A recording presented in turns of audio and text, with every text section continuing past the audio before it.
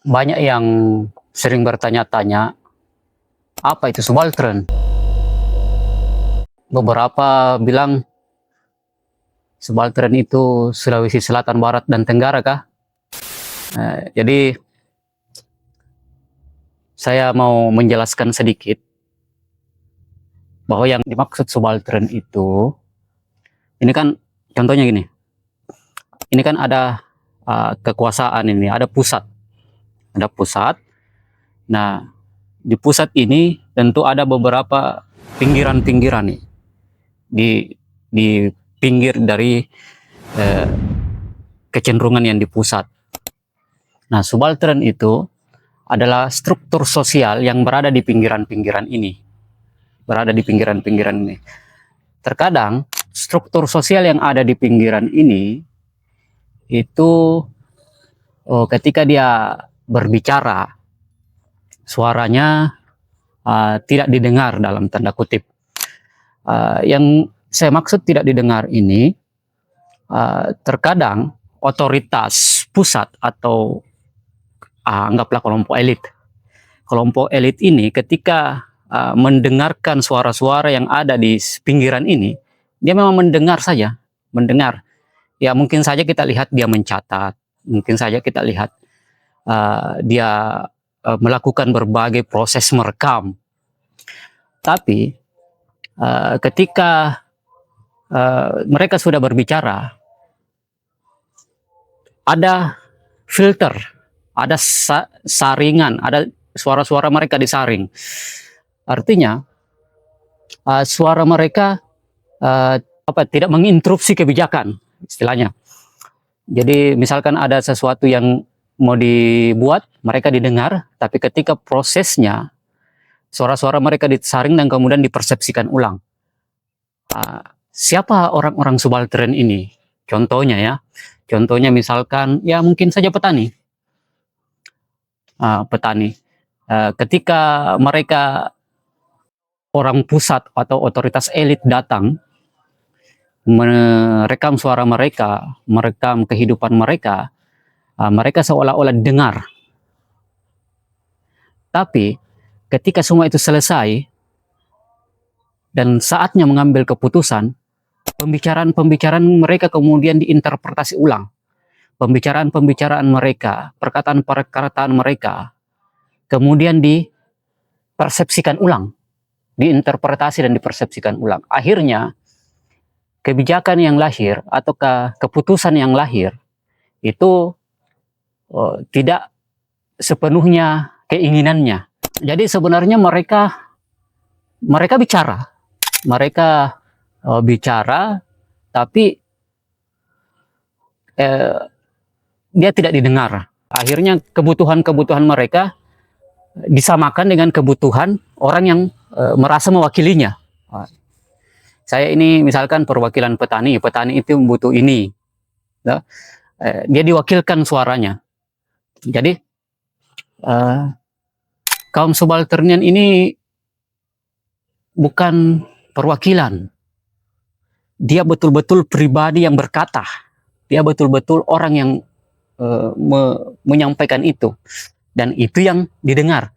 Petani yang menanam padi ini, apakah suaranya didengar ataukah yang mewakili dia yang menanam? Itu kan terkadang begitu. Hanya perwakilannya yang dianggap sebagai representasi suaranya. Padahal mereka ini juga butuh bersuara dan butuh didengar. Karena suara-suara mereka diwakili toh, dan dipersepsikan, akhirnya cenderung ada jarak antara yang di pusat dan di pinggiran ini. Suara-suara di pusat ini yang kemudian menjadi kelompok elit yang menentukan bagaimana suara, bagaimana argumentasi itu diproses, dan sementara mereka diposisikan hanya sebagai penerima saja. Nah, ketika ditanya kenapa ada pengetahuan kemudian masuk ke sini, seringkali bahasanya kami sudah menampung aspirasinya, kami sudah menampung suara-suara mereka. Padahal proses penampungan itu ketika setelah didengar, diinterpretasi. Itu kan tidak murni. Nah, tidak murni. Ya, satu-satunya cara yang bisa kita lakukan adalah bagaimana memang menyimak dan mendengarkan bagaimana seutuhnya mereka tanpa melakukan interpretasi atau bias. Yang masalah adalah kita kadang punya persepsi tersendiri. Nah, persepsi tersendiri itu yang kita paksakan untuk memahami keadaan mereka. Akhirnya lahirlah kebijakan yang menurut kita, ataukah melahirlah sebuah gerakan, ataukah melahirlah sebuah imajinasi yang seolah-olah menangkap keresahan dan kehidupan mereka. Padahal yang kita lakukan adalah melakukan interpretasi terhadap mereka. Terus siapa yang mewakili ya? Banyak yang mewakili. Mungkin saja ya kalau hari ini kita bergelut dengan dunia mahasiswa dan dunia kepemudaan, ya aktivis misalkan, aktivis mahasiswa, aktivis kepemudaan yang merasa mewakili. Jadi aktivis-aktivis ini kadang berbicara mewakili orang-orang pinggiran. Saya mewakili kaum tani desa, saya mewakili masyarakat desa. Padahal masyarakat desa ini tidak bersuara apa-apa, belum berbicara misalkan. Apalagi didengar, kan gitu. Bisa saja juga media yang kita lakukan ini bisa saja menjadi bias. Kita seolah-olah menjadi perwakilan terhadap keresahannya. Jadi banyak yang terjadi karena suara-suara mereka diinterpretasi dan dipersepsikan, akhirnya mereka menjadi keterwakilan saja.